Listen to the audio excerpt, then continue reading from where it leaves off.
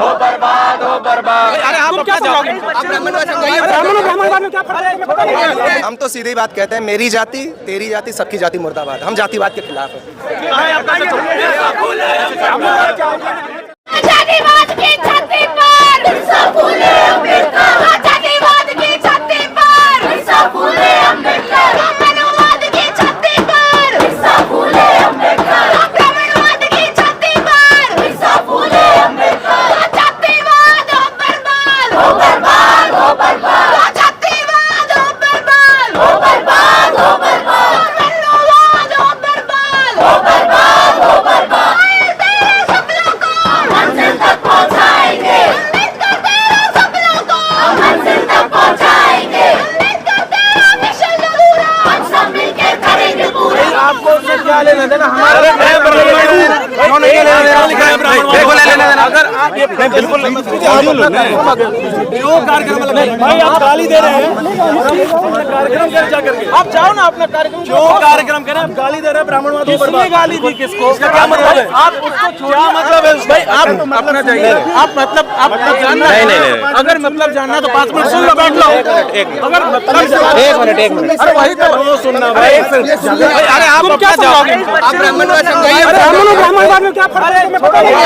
क्या पढ़े क्या? अभिषेक नहीं बिल्कुल जानते नहीं हो, ज्ञान नहीं आ रहे। अरे पंचायत पीएचडी कर रहे हो? अरे मालूम है क्या? मालूम चल हम नहीं समझा सकते।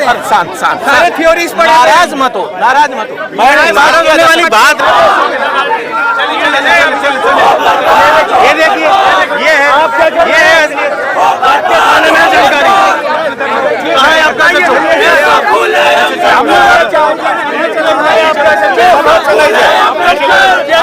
आप यहाँ ये अभी हमारी मौजूदगी दिल्ली यूनिवर्सिटी के आर्ट्स फैकल्टी में है और जैसा कि आप मेरे ठीक पीछे देख सकते हैं कि बहुत सारे यहाँ पे जो युवा साथीगण आए हुए हैं यूजीसी एक्ट को लेके कि वो सही है, उसको लागू किया जाना चाहिए। और जब ये सब कुछ चल रहा था तो थोड़ी देर पहले अभी जो है कुछ युवक आए और उन्होंने यहाँ पे धक्का मुक्की की कि आखिर क्यों ब्राह्मणवाद हो बर्बाद इस तरह के नारे लगाए जा रहे हैं। इसको लेकर जो है इन दोनों पक्षों में एक तरह से धक्का मुक्की हुई और भी बहुत सारे लोग हैं। तो हम बातचीत करते हैं यहाँ पे। आपको क्या लगता है, जिस तरह से अभी युवक आए थे और वो धक्का मुक्की कर रहे थे कि ब्राह्मणवाद हो बर्बाद इस तरह के नारे नहीं लगाए जाना चाहिए, आप क्या कहती हैं? देखिए, जैसे युवक आकर के झगड़ा कर रहे हैं, पहली बात तो वो यूनिवर्सिटी में क्या करते हैं समझ में नहीं आ रहा है हमें। क्या वो पढ़ाई लिखाई करते हैं? क्योंकि उनको एक आइडियोलॉजी और एक जाति में फ़र्क नहीं पता है।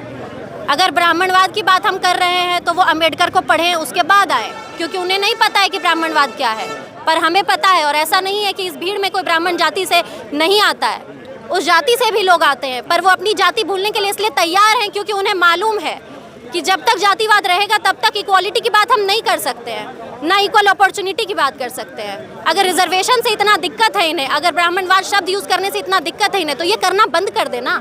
हमें ज़रूरत नहीं पड़ेगी, हम क्लासरूम में बैठकर पढ़ाई करेंगे। हमारा पूरा करिकुलम खराब कर दिया गया है, पूरा जो सिलेबस है वो पूरा ब्राह्मणवादी आइडियोलॉजी पे बेस्ड है। ऐसी चीज़ें पढ़ाई जा रही हैं कि स्टूडेंट को कैसे समझ में आएगा कि ब्राह्मणवाद क्या है अगर उन्हें बताया नहीं जाएगा तो। उनका जो वो ब्राह्मणवाद को लेकर जो वो अपोज कर रहे थे, तो आप कैसे देखती हैं? आप ब्राह्मणवाद को कैसे देखती हैं और वो जो ब्राह्मणवाद को कह रहे हैं कि आप लोग कर रहे हैं, तो वो कैसे अंतर क्या है दोनों का? देखिए, मेरी उनसे पर्सनली भी यही अपील है कि अगर आपको लग रहा है कि हम कुछ आपत्तिजनक बात बोल रहे हैं, आप 5 मिनट पेशेंस रखें, खड़े हो, सुनने का क्षमता रखें कि किस बारे में बात हो रही है, ब्राह्मणवाद को हम क्या बोल रहे हैं। अगर शब्द पे ऐसे ही उछलना है, आके मारपीट करनी है, उस हरकत को ब्राह्मणवादी बोलते हैं, जो खुद को सुपीरियर महसूस करना होता है। अगर आप अपने आप को बराबर का छात्र समझते हैं तो आप भी बाकी कॉमन स्टूडेंट्स की तरह यहाँ पे खड़े होंगे, सुनेंगे कि क्या बात हो रही है और फिर उनको समझ आएगा। ऐसा नहीं है कि किसी इंसान को समझ में नहीं आ सकता है, वो समझना चाहेगा तो उसे बिल्कुल समझ आएगा। तो ये जो आपको क्या लगता है कि ये यूजीसी एक्ट जो आप लोग कह रहे हैं कि होना चाहिए, जो उनका डर है कि सवर्ण समुदाय के खिलाफ है और जिस तरह से मतलब कि उन पे आरोप लगाए जाएंगे, उसको कैसे देखते हैं?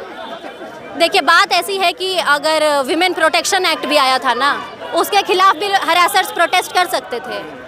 तो हम ये नहीं कह सकते हैं कि किसी के प्रोटेक्शन के लिए कोई एक्ट आ रहा है तो क्रिमिनल्स को ही डर लगेगा और किसी को डर नहीं लगेगा। चलिए ठीक है, तो हमारे साथ यहाँ पे हम देख सकते हैं कि बहुत सारे यहाँ पे युवा साथीगण हैं और आर्ट्स फैकल्टी में ये चल रहा है कि कैसे यहाँ पे ब्राह्मणवाद हो बर्बाद जिस तरह से जो नारे लग रहे हैं उस पर कई लोगों को आपत्ति है। यहाँ पे बहुत सारे युवक जो है यहाँ पे क्या कहना चाहिए? वाला मुद्दा नहीं है यहाँ पे, ये दरअसल आपस में लड़ रहे हैं, अपने अपने एजेंडा फिट कर रहे हैं और कुछ नहीं है। ये जो क्या नाम है इस तरह के लोग जो है पत्रकार बन रहे हैं कि हम लेकिन वो पक्ष बेसिकली और सरकार का रख रहे हैं, इसलिए उसके ऊपर ये क्या नाम है कन्फ्रंट हुआ और कोई इशू यहाँ पे है नहीं। हम अपना प्रदर्शन कर रहे हैं, बेसिकली शांतिपूर्ण कर रहे हैं और यूजीसी एक्ट लागू करवाने के लिए कर रहे हैं क्योंकि इस पर बेसिकली अभी स्टे लगा हुआ है, तो हम उसमें अपनी बात रख रहे हैं और कोई बात नहीं है यहाँ पे, बस बेसिकली यही बात है। चलिए ठीक है, तो ये आर्ट्स फैकल्टी का नज़ारा है आज का। जब से यूजीसी एक्ट आया है तब से भारत में जो है कहीं ना कहीं समाज में दो धड़ा बटा हुआ है। एक तरफ तो जो सवर्ण समुदाय है वो कह रहा है कि हमें यहाँ पे अभागा बना दिया गया है, हमारा रोआ रोआ उखाड़ लो, तो वहीं दूसरी तरफ जो है SC ST OBC समुदाय के जो बच्चे हैं, जो लोग हैं, उनका कहना है कि पिछले कई सालों में लगातार एट्रोसिटी बढ़ी है, कैंपस के अंदर भी बढ़ी है, इसी कारण ये कानून जो है बहुत ज़्यादा ज़रूरी हो जाता है। भाई साहब, अभी जो युवक आए थे जो यहाँ धक्का मुक्की कर रहे थे, उनका कहना था कि आप लोग ब्राह्मणवाद हो बर्बाद इस तरह के नारे क्यों लगा रहे हैं, उस पर क्या कहना चाहेंगे? आखिर आप एक जाति को सूचित कर रहे हैं, उनका कहना है कि आप एक जाति को टारगेट कर रहे हैं। हम तो सीधी बात कहते हैं, मेरी जाति तेरी जाति सबकी जाति मुर्दाबाद। हम जातिवाद के खिलाफ हैं, हम जातिगत भेदभाव, अन्याय, अत्याचार, शोषण के खिलाफ हैं। और ये स्पष्ट अंतर हमें ये समझना होगा कि क्या हकीकत में हम जो ये लड़ाई है, हम इस लड़ाई को क्या जातिगत शोषण उत्पीड़न के खिलाफ ला सकते हैं कि नहीं।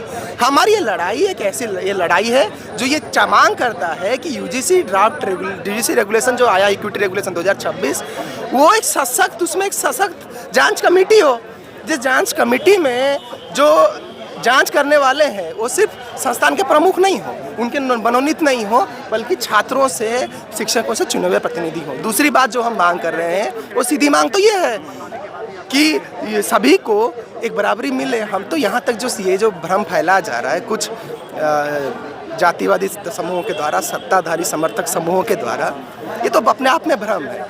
हकीकत में जनरल का एक बड़ा हिस्सा जो जिन्हें सवर्ण जातियाँ कही जाती है, उनका बड़ा हिस्सा तो EWS में है। देश का तो 90% जनता जो है वो गरीब है, ये सरकारी रिपोर्ट भी कह रहे हैं, यानी 90% हिस्सा तो EWS के अंतर्गत आता ही है। जिनको अपने आप जो ये कहते हैं जनरल की जो महिलाएं हैं वो भी तो इस इक्विटी रेगुलेशन में आती हैं, जनरल के आते हुए जो PWD हैं वो तो आते हैं, यहाँ तक कि जो OBC है वो अदर बैकवर्ड क्लासेस हैं, उसमें कई इलाकों के ब्राह्मण, राजपूत, अपने आप को सवर्ण कहने वाली जातियाँ हैं। यानी ये नैरेटिव और ये भ्रम जो फैलाया जा रहा है ये उनके द्वारा फैलाया जा रहा है जो जातिवादी हैं, जिन्हें डर है कि उनका जातिगत शोषण, उत्पीड़न, दमन और दबदबा जो है वो खत्म होगा। हमारी तो सीधी मांग है जातियाँ खत्म हो, जातिगत शोषण उत्पीड़न खत्म हो, लेकिन ये भी हमें समझना होगा कि जातिगत शोषण उत्पीड़न हमारे समाज की सच्चाई है। बीते सालों में यूनिवर्सिटीज़ में, कॉलेजेस में जातिगत शोषण उत्पीड़न बढ़ा है और ये सरकारी आंकड़े खुद पार्लियामेंट्री कमेटी में यूजीसी खुद बताती है कि हाँ बढ़े हैं। अब जब यूजीसी खुद बताती है तो यूजीसी कहे कि नहीं बढ़े हैं, जब यूजीसी तो सरकार की है, सरकार खुद कह रही है कि बढ़े हैं, तो फिर तो ज़रूरत है एक रेगुलेशन की। दूसरी बात है रेगुलेशन ऐसा आए जिसमें एक निष्पक्ष, मजबूत और ताकतवर जांच कमेटी हो। दूसरी चीज़, इस रेगुलेशन में ये कहीं पे भी बताया नहीं गया कि अगर जातिगत भेदभाव होता है तो क्या पनिशमेंट होगा। और तीसरी बात, ये सरकार की बदनीयती है जो बहुत ज़रूरत है, जो लोग इस रेगुलेशन का विरोध कर रहे हैं उन्हें समझने की। ये सरकार जानबूझ के ये अंतर, जैसे सरकार के पास में पॉस एक्ट का एक उदाहरण था 2013 का, prevention of sexual harassment case, जो निर्भया के बाद आया, वो उसकी सभी के बीच में स्वीकारोक्ति थी क्योंकि उसमें फॉल्स कंप्लेंट और अनसब्सटेंशिएटेड कंप्लेंट, झूठे मुकदमे और अप्रमाणित आरोपों के बीच का एक अंतर स्पष्ट किया गया था। तो क्यों नहीं सरकार यहाँ पे ये अंतर स्पष्ट की? सरकार जानबूझ के इसके लिए विरोध की गुंजाइश रखी है ताकि इसे वापस किया जा सके। हम तो कह रहे हैं कि ये सरकार की बदनीयती है जो एक तरफ एक बहुत कमज़ोर यूजीसी ड्राफ्ट रेगुलेशन बनाता है और दूसरी चीज़ जो जितनी भी कोशिशें हैं जातिवादी शोषण उत्पीड़न को खत्म हो, उसकी कोशिशों को रोकने की एक ताकत है। और हमारे लिए ज़रूरत है कि हमें सिर्फ कैंपस में नहीं, समाज के सभी हिस्सों में जाति के खिलाफ, जातिवादी शोषण उत्पीड़न के खिलाफ सामाजिक न्याय और बराबरी के लिए लड़ने की जरूरत है। एक बहुत ही सामान्य सा सवाल है, पहले तो हम चाहेंगे कि कैमरा पर्सन से कि वो दिल्ली यूनिवर्सिटी के आर्ट्स फैकल्टी का ये गेट दिखा दें कि दिल्ली यूनिवर्सिटी को भारत का सबसे जो है उम्दा यूनिवर्सिटी माना जाता है, सबसे अच्छे यूनिवर्सिटियों में ये गिना जाता है। दिल्ली यूनिवर्सिटी है, IIT मुंबई है, या जो ये तमाम जो उच्च शैक्षणिक संस्थान हैं, और लोगों को दूर से ऐसा लगता है, जो वो सोचते हैं कि यहाँ पे ऐसा कुछ भी नहीं है, यहाँ पे कोई जातिवाद की चीज़ नहीं है। आप कैंपस में डेली आते हैं, आप यहाँ पढ़ाई कर रहे हैं और भी बच्चे पढ़ाई कर रहे हैं, कैसे कैसे जातिवाद जो है यहाँ पे कैंपस के अंदर उठने बैठने के दौरान, बातचीत करने के दौरान, कैसे आप इस चीज़ को फील करते हैं? क्या आपके साथ ऐसा कुछ अनुभव है? कैसे बताना चाहेंगे आप? देखिए, दो चीज़ें हैं। सबसे पहली चीज़ हमें ये समझना पड़ेगा, जब हम दिल्ली यूनिवर्सिटी की बात करते हैं, दिल्ली यूनिवर्सिटी हकीकत में एक ऐसा यूनिवर्सिटी है, इसके गुण बहुत गाए जाते हैं, लेकिन इसमें यहाँ तक कि दिल्ली के, देश के तो छोड़िए, दिल्ली का बहुत छोटा हिस्सा पड़ पाता है। दिल्ली यूनिवर्सिटी की एक दूसरी सच्चाई है, आप जाइए स्कूल ऑफ ओपन लर्निंग में, जहाँ पे हकीकत में दलितों का, हकीकत में वंचितों का, हकीकत में जो शोषितों का सबसे बड़ा हिस्सा पड़ता है। यहाँ तक कि जो जनरल कह रहे हैं उनका भी एक बड़ा हिस्सा वहीं पड़ता है। दिल्ली यूनिवर्सिटी के 8 लाख में से 6 लाख बच्चे वहीं पढ़ते हैं, एसओएल में पढ़ते हैं। वहाँ पे जाइए, ये तो एक संस्थागत जातिवाद है, नस्लवाद है। आप देखेंगे क्या होता है वहाँ पे। यहाँ पे जो क्लासेस 180 दिन में पढ़ाई जाती हैं, वो मुश्किल से मुश्किल पता है कितने दिन में पढ़ाते हैं? 15 दिन साल की। आप बताइए 15 दिन में पढ़ाई हो सकती है? वो दलितों का बड़ा हिस्सा तो वही है।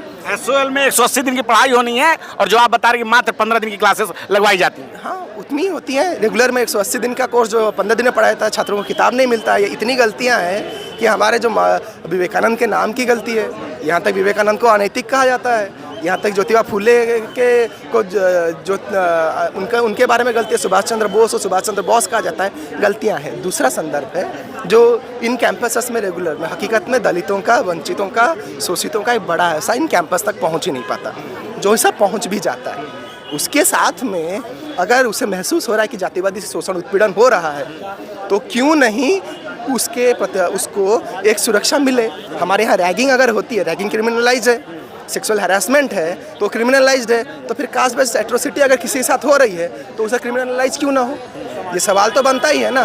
कास्ट बेस्ड डिस्क्रिमिनेशन अगर हो रहा है तो फिर वो क्रिमिनलाइज हो। जैसे फिर कोई कहेगा आप सड़क पर चलते हैं, आपके साथ रैगिंग हुई क्या? आप सड़क पर चल रहे थे, आपके साथ सेक्सुअल हैरेसमेंट हुआ क्या? लेकिन अगर आपकी आंखों के सामने नहीं हो रहा है तो क्या यूनिवर्सिटी में रैगिंग और सेक्सुअल हैरेसमेंट नहीं होता है? अगर नहीं होता है तो फिर ये कानून क्यों है? तो दिल्ली यूनिवर्सिटी में मतलब कैंपस के अंदर है जो सामान्य बातचीत में, हाँ, या व्यवहार में, हाँ, इसका एक स्पष्ट है कि आप जातिवादी व्यवहार, जो दिल्ली यूनिवर्सिटी हमारे समाज का हिस्सा है, समाज में जब तक जातिवादी शोषण उत्पीड़न रहेगा, जब तक समाज में जातिवादी प्रभाव रहेगा, तब तक उसका प्रतिफलन जो है, उसका जो रिफ्लेक्शन जो है कैंपस में दिखेगा। इसीलिए ज़रूरत है कि कैंपस से शुरुआत ये चीज़ें हो रही हैं, लेकिन हमारी जो लड़ाई है सिर्फ कैंपस में जातिवाद खत्म करने की नहीं है। हम कह रहे हैं कि सभी जातियाँ, जातिगत शोषण उत्पीड़न जो है पूरे समाज में खत्म हो। हम तो बराबरी की बात कहते हैं। हम कहते हैं सबको बराबर रोजगार मिले, उसमें तमाम वो गरीब, तमाम वो मेहनतकश लोग भी आएंगे जो अपने आप को जातिगत रूप में हो सकता है शोषित ना देखें, लेकिन आर्थिक और सामाजिक रूप से शोषित हो रहे हैं। हम इस सत्ताधारी व्यवस्था के शोषित रूप के खिलाफ हैं, और जातिगत शोषण उसका एक रूप है, और हम उसके भी खिलाफ हैं। क्या नाम है आपका? पृथ्वीराज है, मैं क्रांतिकारी युवा संगठन से और संघर्ष। हमारे साथ पृथ्वीराज थे, और वो बता रहे थे कि कैसे जो है भारतीय समाज में और भारतीय यूनिवर्सिटी में उच्च शैक्षणिक संस्थानों के दौरान जो कैंपस में जातिवादी चीज़ें हो रही है, जातिगत व्यवहार हो रहे हैं, नंबर काटे जा रहे हैं, या तमाम वैसी कुसंगतियाँ जो नहीं होनी चाहिए। और सीधे सीधे कहना है कि हमारा विरोध जो है सवर्ण समुदाय के खिलाफ नहीं है, बल्कि उस विचारधारा के खिलाफ है जो जातिगत भेदभाव करता है, जो असमानता को बढ़ावा देता है। बाकी आप क्या सोचते हैं? आप अपनी राय में जरूर बताएं। मैं रंजन कुमार, धन्यवाद।